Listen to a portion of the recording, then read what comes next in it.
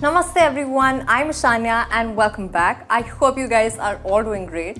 So for today's video, I decided to do something slightly different. Now it's been a good 3 to 4 years since online shopping has seen a huge boom in the number of its customers, and I am also one of those people who loves to shop online. However, there still is a huge fraction of people who instead prefer shopping offline, mostly in malls or in stores, because they believe that they'll get their perfect fit in one go and eventually there will be no hassle of any return or refund or whatsoever.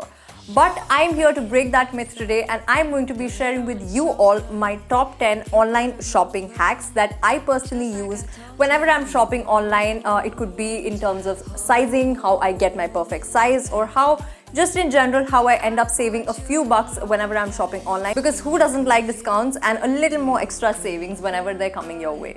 So if you like this video, don't forget to like, share, subscribe. Hit the bell button so you're notified every time I upload a new video. Also, stay tuned till the end of this video because I am going to be sharing a really useful and bonus hack. So don't forget to watch this video right until the end, and let's dive right in. So I have listed all the points that I have to share with you guys right here in my phone because I don't want to miss out on any information that I want to share with you guys. So the first thing which is extremely important is to know that different brands have different size charts. Now, for example, I usually am a size medium in most of the Indian brands. Whenever I shop offline or online also in a lot of brands, I usually go for a size medium. But when I started shopping from stores like Zara and H&M, I realized that I am a size small in those brands. So it's not important that if you are a size medium in every single brand that you have tried till now, you'll fit in size medium in different brands in the future as well. So always ensure that whatever garment you're buying, you refer to the size chart of that particular garment so you don't end up making any mistakes and you don't have to go through the hassle of exchanging or refunding the product, and you get your perfect size right in one go. Now, I am not somebody who is extremely comfortable wearing deep necklines, but if you are somebody who loves flaunting your deep necklines, you go girl. But there also are people who are not extremely comfortable doing that. So this tip is for them. Whenever I'm going for tops which have very deep necklines or cowl necks specifically, is to go for a size smaller than my usual size. What this does is whatever dress or top that I have ordered in the smaller size is going to be fitted from my bust area, and whenever I'm moving around or bending over, the situation right here is secure and I do not have to be extremely conscious of my movements, and I'm super comfortable throughout the day. Now, following up on the point that I mentioned right at the beginning, that different brands have different sizes. So it's always a good idea to know your size in the brands that you wear most frequently. Now, if suppose I am a size medium in the brand Dressberry and I am buying something from the same brand again, I know that I am a size medium and I won't have to go through the hassle of studying the size chart again and again for the same brand. So it's always a good idea to keep in handy your measurements for the brands that you most frequently wear, and this is going to save you a lot of time as well. Now, whenever you're buying tops or t-shirts, always know what your preference in terms of the fitting of that garment is. A lot of people like tight and well-fitted clothes, but a lot of people also like slightly loose and baggy fits. So understand your preference and know the kind of fit that you want with a particular garment, and then you can go for the size accordingly. This especially comes in handy for people who are slightly conscious about their bust area or their tummy area or just any other feature in their body in general. If you're conscious about either your bust or your tummy sticking out a little, which is completely normal, we all come in different shapes and sizes, which is absolutely fine. But if you are still a little conscious about some parts of your body, it's always a good idea to go for a fit which is slightly loose on you so that you don't have to be unnecessarily conscious throughout the day. Point number 2 brings us to choosing the right size for bottoms. Now, whenever you're going for bottoms, one thing to identify about yourself, which is extremely important, is to know your body shape. Now, I am somebody whose body structure is pretty much straight. There are also people who have a pear-shaped body, meaning that their bottoms are slightly heavier than their upper body. Then there are people who in general have wider bodies, and there are some people who have a lot of curves. So it's very important to identify your body type whenever you're going to buy bottoms. Again, like I said, we all come in different shapes and sizes, and it's absolutely fine to buy things as per your fits instead of wanting to squeeze into smaller sizes. So Whenever I am personally buying bottoms online, because I am a straight body type, I can simply refer to the measurement of my waist, and then against the measurement of my waist, whatever size would be recommended by the brand, I can simply go for that size when it comes to bottoms. But at the same time, if you are somebody who has a pear-shaped body, who has slightly heavier hips or slightly heavier thighs, then I would recommend you guys to instead see the size which is written against your hip size. Now, as a pear-shaped body, if you do buy jeans based on only your waist size, there is a possibility that your jeans might get stuck at your thighs. But if you order the jeans based on your hip size, your jeans might be slightly loose from the waist. You can easily get them altered from the tailor. It's not going to cost you a lot, because larger things you can obviously get them altered and make them smaller, but smaller things you can't really make them large, right? So it's always a good idea to keep this in mind and go for things which are slightly larger and would fit you well, instead of going for smaller things and trying to squeeze into them. Also, what this does is, if in case in future you end up gaining a few kilos, you can simply snip off the stitching that the tailor did and you won't have to buy a new pair of jeans. You'll easily be able to fit in your old pair of jeans. And this is also something that I have done. My mom has done this, my sister has done this. Whenever we've gained a few kilos, we just used to open up the stitching that the tailor had done, and we never had to buy new bottoms for ourselves. Of course, this rule does not apply whenever you are buying skirts. You can simply refer to your waist size and then order the skirt accordingly. But in terms of bottoms, it's always a good idea to refer to your body type and then buy the bottoms accordingly. Point number 3 is to refer to the model size to get a reference of what size you should get. So now that we know our body types, we can compare our body type with the model and then get a rough idea about what size is going to fit us the best.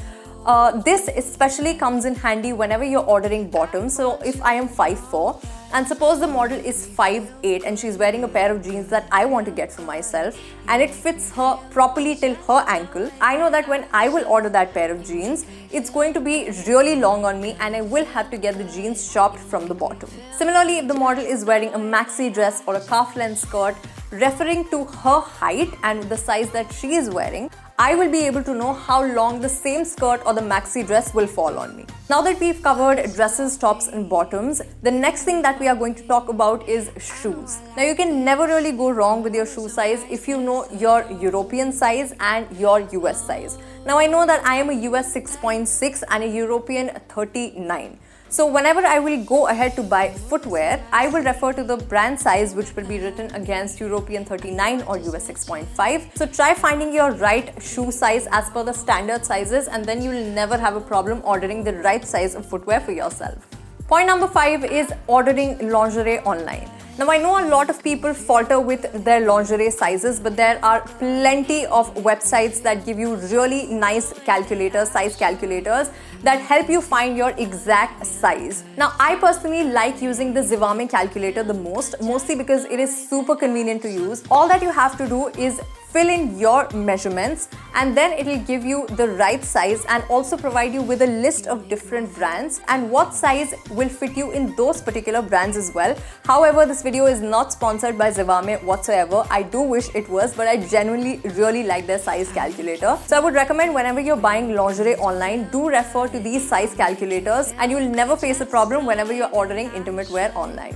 Point number 6 is to check the fabric of the garment that you are buying. Now, I know a lot of people who do not check the material of the garment that they are buying, and when it actually arrives, they realize that it's not the product that they ordered, the garment is different, the material is different, the color and everything is different. So it's always a good idea to check the material that you want to go for. If you want to go for cotton, ensure that it is 100% cotton and not rayon or polyester. And another great way of finding the quality of the material out is to check the reviews and ratings of the product that you are buying. Now, apart from people telling you just about the color, material and quality of the product, you might also end up finding some really good long-term reviews about the product that you want to order. So suppose if you want to order a shirt and there is already somebody who has bought this shirt and has written their review 6 months after using that shirt. You have a long-term review about how the material of the shirt is, if it's color fast or not, if it wrinkles, if the color has faded away with time. Sometimes even while checking reviews and ratings, you might end up finding something really good or really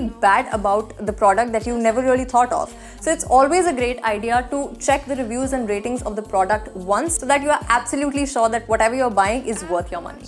Now the next few points are mostly going to revolve around how you can save a few bucks whenever you're shopping online. So point number 7 is to explore different websites for the price of the same product. So I will be attaching a clip of the same over here. So suppose I want to buy a yellow colored shirt from Amazon from the brand called Provoke, and the shirt is priced at 1,000 rupees at Amazon. Now the same shirt might be available on a different website, say Myntra, for 800 rupees. Again, if you explore a little bit more, you might end up finding the same thing on Flipkart for 750 rupees, which is straight up a 250 rupee discount. So always ensure the product that you want to buy, you explore the same product on different websites, maybe even check the brand's own website, and you might end up finding a better deal than what you initially would have.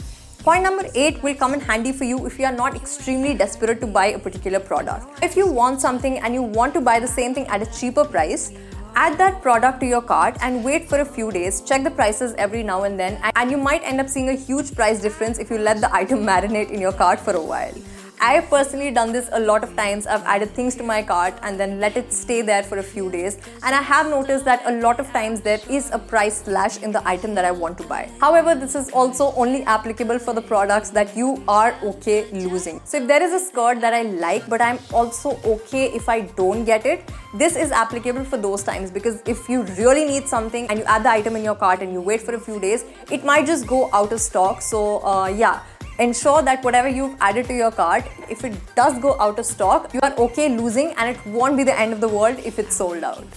And another unsaid rule is to, of course, wait for sales to buy things that you really want to. There are different times throughout the year when websites have huge sales. There's the Black Friday sale, which has some huge discounts on a lot of websites.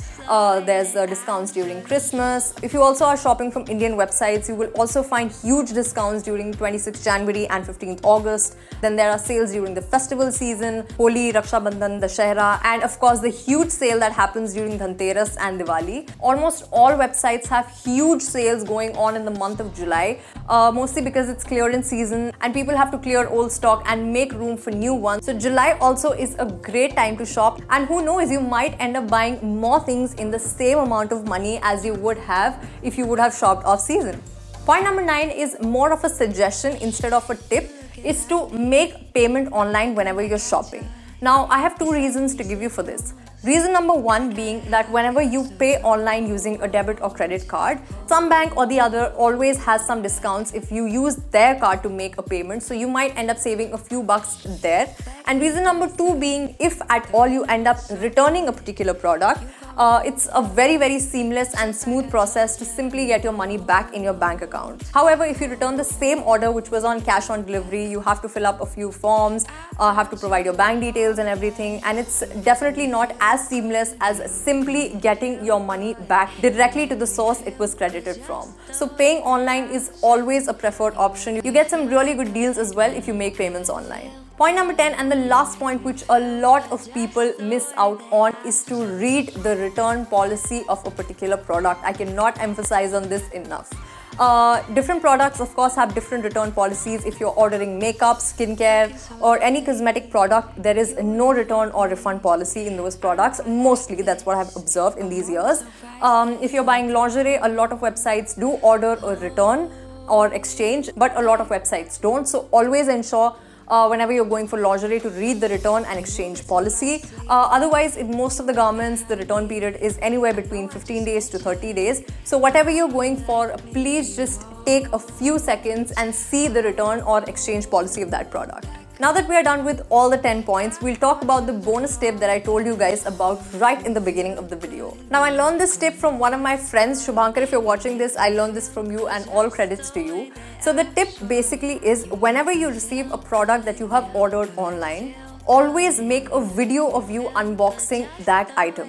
Now what this does is if in case you receive a damaged, defective, expired item, or if at all your item is missing from your order, you will have a proof with yourself to show the merchant that the product that you received was in so or so condition, or the product that you ordered was not received by you at all. This actually happened with me a few months ago when I had ordered a few skincare and makeup products from Amazon, and the packet that I had received was not in a very good condition. It was basically not taped properly, so there were a lot of empty spaces and gaps in between. And I had ordered a pen liner from Amazon as well, and I knew very well that there was a huge probability that the pen liner would have slipped through the gaps of that box. So what I did was, when I was unboxing the package, I made a video of me opening the box, and of course, like I said, the pen liner was nowhere to be found. And I sent the video to Amazon, and of course they were kind enough to send me a replacement of the same product. But this basically ensures that in case you received a damaged, defective or missing item, so at least you have a proof handy with you that the item was received in that condition, and it will save you hours of customer service calls. Take my word for it. And with that, it's a wrap for this week's video, guys. I hope you all enjoyed this video and found these tips and tricks helpful. Do let me know in the comment section down below if you guys found any of these tips helpful and would be using these hacks for yourself and future. And until then, I'll see you very, very soon in my next video. Bye!